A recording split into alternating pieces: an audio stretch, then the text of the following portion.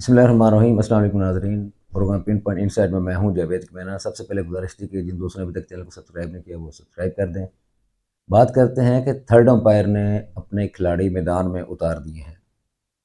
بڑا انٹرسٹنگ آج کا ولاگ ہے، اور دوسرا یہ کہ کیا کوئی آگے بڑی ایکسٹینشن ہونے جا رہی ہے، اور صدر زرداری صاحب اس میں اپنا کیا کردار ادا کریں گے۔ تو سب سے پہلے تو بات کرتے ہیں کہ میں نے جیسے خبر ایک دی تھی کہ پنجاب کے جو نگران وزیر اعلیٰ تھے محسن نقوی صاحب، وہ مشیر داخلہ بننے جا رہے ہیں، تو اس میں تھوڑا سا ایڈیشن کر دیں کہ وہ مشیر داخلہ کے وزیر داخلہ بنیں گے، اور ان کو سینٹ سے باقاعدہ الیکشن لڑوایا جائے گا، بلکہ جتوایا جائے گا، اور اس کے بعد ان کو وزارت داخلہ کی جو نشست ہے اور جو قلم دان ہے وہ سونپا جائے گا۔ اگر تھوڑا سا ماضی میں دیکھتے جائیں ایک سیکوینس کے ساتھ، تو جتنے بھی نگران کے اندر کچھ سیٹ اپ کے اندر جو لوگ تھے، میں ان کا نام لے کے بتاتا ہوں، وہ کہاں کا ایڈجسٹ ہو رہے ہیں۔ مزے کی بات یہ ہے کہ وزیر اعظم شہباز شریف صاحب نے آج میرے کابینہ کا اعلان کر دیں گے، کیونکہ کابینہ کی تشکیل کی مشاورت مکمل کر لی گئی ہے، نام سامنے آ رہے ہیں۔ آج وہ مکمل بھی ہو جائے گی، اور اس کا حلف جو ہے وہ بھی صدر عارف علوی صاحب تو چلے گئے، اب زرداری صاحب جو ہیں وہ ان سے حلف بھی اٹھائیں گے۔ اصل میں یہ میرا خیال تشکیل جو کابینہ کی لیٹ بھی اسی وجہ سے ہوئی ہے کہ کیونکہ صدارتی انتخاب ہونے تھے، اور اس سے قبل جو علوی صاحب تھے ان سے نئی کابینہ کے انہوں نے حلف برداری کی تقریب کروانی نہیں تھی، تو انتظار کیا گیا کہ صدر زرداری جو ہیں وہ منتخب ہو جائیں، اس کے بعد ہی پھر کابینہ جو ہے نا وہ تشکیل دی جائے۔ اب تھوڑا سا میں پس منظر میں جاتا ہوں کہ اس وقت کے نگران وزیر داخلہ سرفراز بگٹی صاحب تھے۔ یہ تھرڈ امپائر کے جو کھلاڑی ان کی اب بات کرنا شروع ہو رہا ہوں۔ ان کو پیپلز پارٹی جوائن کروائے گی، اور وزیر اعلیٰ بلوچستان آپ کے سامنے زرداری صاحب نے کہا تھا کہ جی ہر صورت جو ہے وہ وزیر اعلیٰ بلوچستان وہ جیالہ ہی ہوگا۔ اور جب مسلم لیگ نون اور پاکستان پیپلز پارٹی کے مذاکرات چل رہے تھے، مذاکراتی کمیٹیاں آپس میں ڈسکس کر رہی تھیں کہ کس کو کیا کیا ملے گا،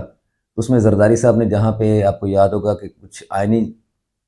چیزوں کی بات کی تھی، آئینی پوسٹوں کی بات کی تھی، جیسے صدر مملکت کا عہدہ تھا، چیئرمین سینٹ کا تھا، گورنر پنجاب تھا، گورنر کے پی کے تھا، تو وہاں پہ بلوچستان کا وزیر اعلیٰ بھی انہوں نے کہا تھا کہ ہمارا ہی بنے گا، جس پہ مسلم لیگ نون نے وہ 5-6 نشستوں کے بعد اس پہ ایگری کر لیا کہ جی ٹھیک ہے، کیونکہ بلوچستان کے اوپر زرداری صاحب کا اپنا بھی کافی کنسرن تھا، اور جب بلوچستان کے وہ دورے کرتے رہے الیکشن سے قبل، تو وہاں پہ بلوچوں کے حقوق کی بات کرتے رہے، اور اس ایک امن وہاں قائم کرنے کی بھی انہوں نے کافی بات کی۔ دوسرا یہ کہ اسٹیبلشمنٹ خود بلوچستان کے اندر امن کے لیے بڑی کنسرنڈ ہوتی ہے، اس وجہ سے انہوں نے پھر جو اپنا کھلاڑی تھا سرفراز بگٹی صاحب، ان کو وہاں پہ بڑے زبردست طریقے کے ساتھ سی ایم بنوا دیا۔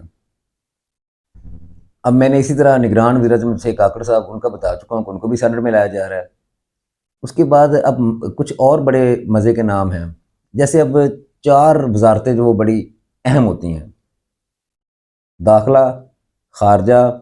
دفاع اور خزانہ۔ نون لیگ کی حکومت کے باوجود جو ہے وہ ان وزارتوں کے اوپر نون لیگ کے بندے نہیں ہوں گے، اور وہ تھرڈ امپائر کے ہی ہوں گے۔ کیسے؟ داخلہ کا میں نے آپ کو بتا دیا کہ وہ محسن نقوی صاحب ہوں گے، خبریں اب تو خیر آنا شروع ہو گئی ہوئی ہیں۔ خزانہ کا 2 ٹوک الفاظ میں کہہ دیا تھا کہ اسحاق ڈار صاحب بالکل نہیں ہوں گے، اور میں نے یہ تقریباً 15 دن پہلے خبر دے دی تھی کہ اسحاق ڈار صاحب جو ہے وہ وزیر خزانہ نہیں ہوں گے، کیونکہ پاکستان پیپلز پارٹی نے بھی اس وقت اسی چیز کے اوپر ڈیڈ لاک تھا ان کا، اور یہ شرط رکھی تھی کہ اسحاق ڈار صاحب وزیر خزانہ نہیں ہوں گے۔ لیکن ان سے زیادہ بھی اسٹیبلشمنٹ جو ہے وہ چاہتی تھی کہ اسحاق ڈار صاحب کو اتنا اکانومی کا پتہ کوئی نہیں ہے، اور جب پہلے بھی تھے تو میں اس پہ بھی بات کر چکا ہوں، پہلے جب وزیر خزانہ تھے یہ پی ڈی ایم کی حکومت کے دوران، تو انہوں نے مفتاح اسماعیل کو بھی تنقید کا نشانہ بنایا، پھر آئی ایم ایف کے ساتھ معاملات اپنی ضد انا کے اندر غصے میں آ کے 4-5 مہینے لیٹ کیے، جس کا نقصان یہ ہوا کہ اس وقت تک اکانومی اور کولیپس کر کے ڈالر اور اوپر چلا گیا، اور اینڈ پہ ایونچولی وہی کرنا پڑا جو مطلب ان کو پہلے 5 میں پہلے کرنا چاہیے تھا۔ تو وزارت خزانہ جو ہے وہ محمد اورنگزیب صاحب آ رہے ہیں، گو کہ ان کے میاں نواز شریف صاحب کے ساتھ اور نون لیگ کے ساتھ بڑے اچھے تعلقات ہیں، لیکن ریکمنڈیشن جو ہے نا یہ وہاں سے ہے، کیونکہ ایک معروف بینکر ہیں اور اکانومی کو سمجھتے ہیں، اور یہ بھی اطلاعات ہے کہ ان کی جو سیلری اس وقت ہے وہ جاب کر رہے ہیں وہ 4 سے 5 کروڑ تھی، وہ بھی چھوڑنے کے لیے تیار ہو گئے ہیں، اور دوہری شہریت تھی ان کے پاس میں، وہ بھی چھوڑنے کے لیے تیار ہو گئے کہ میں پاکستان کو سرو کروں، تو یہ ایک اچھا سائن ہے۔ دفاع کے حوالے سے بھی میں نے لاسٹ ٹائم گزارش کی تھی کہ وہ بھی ان کا اپنا کھلاڑی ہوگا، چاہے وہ نون لیگ سے تعلق ہے لیکن وہ کھلاڑی یہاں پہ اپنے رکھیں گے، لیکن اس سے پہلے انہوں نے سیکٹری دفاع جو تھے وہ میں نے بتایا تھا کہ جنرل ریٹائرڈ چراغ حیدر صاحب ہیں، وہ ان کی اپوائنٹمنٹ ہوگی ہوئی ہے۔ تو دوسری یہ بھی تھی، میں نے ایک اور اس سے پچھلے بلاگ میں کہا تھا کہ شاید ڈی جی آئی جو ہیں ان کو مشیر دفاع بھی بنایا جائے، یہ امکان بھی موجود ہے۔ تو یہاں پہ بھی اپنا کھلاڑی ایک ساتھ رکھا جائے گا، چاہے ایک فیس حکومت کا ہی مسلم لیگ نون کا ہوگا، لیکن دوسرا ساتھ فیس جو ہوگا وہ تھرڈ امپائر کا ہی ہوگا۔ خارجہ کی بات امپورٹنٹ ہے کہ اب اسحاق ڈار صاحب کو وزیر خارجہ بنائے جانے کی بازگشت ہے، اور کافی حد تک امکان ہے کہ آج وہ اعلان بھی اسی بات کا ہوگا۔ تو یہاں پر بھی اکیلا نہیں چھوڑا جا رہا۔ نگران سیٹ اپ کے اندر جو اپنا خارجہ کے وزیر تھے وہ تھے جلیل عباس جیلانی صاحب۔ تو اگر اسحاق ڈار صاحب کو وزیر خزانہ وزیر خارجہ لگایا جا رہا ہے تو ان کے ساتھ جلیل عباس جیلانی صاحب کو بھی رکھا جا رہا ہے، وہ بھی ان کے ساتھ رہیں، اور بالکل اکیلے وہ میدان ان کو اسحاق ڈار صاحب کو وہ بھی نہیں دینا۔ تو یہاں پہ بھی ان کے اپنے یعنی کہ کھلاڑی تھرڈ امپائر کی ہو گئے۔ پنجاب میں بھی اسی طرح مطلب ایک پوری سیٹنگ ہے۔ وہ کیا سیٹنگ ہے؟ وہ یہ ہے کہ سپیکر صوبائی اسمبلی ملک احمد خان جو ہیں وہ سب کو پتہ ہے کہ ان کے بندے ہیں، اور وہ ایک برج کا رول پلے کریں گے، یہ میں پہلے بھی بتا چکا ہوں حکومت اور اسٹیبلشمنٹ کے دوران، اس لیے وہاں ایک آئینی ذمہ داری جو ہے وہ ان کو اپنے کھلاڑی کو دی گئی ہے جو تھرڈ امپائر کا ہے۔ مریم اورنگزیب صبا کے بارے میں بھی یہی اطلاعات ہیں کہ وہ بھی تھرڈ امپائر کے کھلاڑی ہیں، اس لیے پہلے وہ مرکز میں وزیر اطلاعات تھیں، اب ان کو بھی وہاں سے اٹھا کے پنجاب میں مریم نواز صبا کے ساتھ لگا دیا گیا ہے۔ تو پنجاب کے اندر بھی انہوں نے اپنے تھرڈ امپائر نے کھلاڑی رکھے ہوئے ہیں جو چیک اینڈ بیلنس بھی رکھیں گے، اور وقت آنے پر کھچائی بھی کر دیا کریں گے، اور جہاں کو ضروری پیغام ہوگا وہ بھی پہنچا دیں گے۔ اور مرکز کے اندر تو پوری ایک لائن ہے، اور ساری امپورٹنٹ جو نشستیں ہیں یا ذمہ داریاں ہیں ان کے اوپر بھی ان کے کھلاڑی ہیں۔ تو مسلم لیگ نون جو ہے وہ اس چیز سے تھوڑی سی پریشان بھی تھی، لیکن ظاہری بات ہے کہ جب شہباز شریف صاحب کے معاملات ان کے ساتھ ٹھیک ہے، اچھے ہیں، اور وہ جی حضور، تو پھر وہ ہر بات کو ایگری کریں گے۔ آصف زرداری صاحب جو ہیں وہ آپ دیکھیں کہ مفاہمت کے، سیاست کے پیکر بھی ہیں، بے تاج بادشاہ ہیں۔ جتنا مرضی کوئی سیاسی اختلاف ان سے رکھے، چاہے وہ اس کا تعلق پی ٹی آئی سے ہے، میں سیاسی قائدین کی بات کر رہا ہوں، یا وہ اینکر ہے، وہ زرداری صاحب کی جو یہ صلاحیتیں ہیں اس کے وہ معترف ہیں کہ زرداری صاحب جو ہے مسکراہٹ کے اندر اندر ہی اپنا کام وہ نکال لیتے ہیں اور اپنی کارروائی ڈال دیتے ہیں۔ دیکھیں نا، کچھ عرصہ پہلے جو زرداری صاحب نے ایک تقریر کی تھی اور کہا تھا کہ تم نے تو 3 سال کے لیے آنا ہے اور ہم نے ادھر ہی رہنا ہے، اور اس کے بعد پھر 1 ڈیڑھ سال کے لیے دبئی چلے گئے، اور وہاں سے پھر ایسا شاندار بیک اپ کیا کہ پچھلے 3 دفعہ سے سندھ کے اندر حکومت بھی، اور حکومت بھی ایسی کہ وہ لوڑی لنگڑی نہیں، مرکب کے نہیں، پوری مارجن کے ساتھ مارجن حکومت وہاں پہ بنا رہے ہیں کہ وہاں پہ 2 تہائی اکثریت کے ساتھ سندھ کے اندر حکومت بن رہی ہے۔ مرکز کے اندر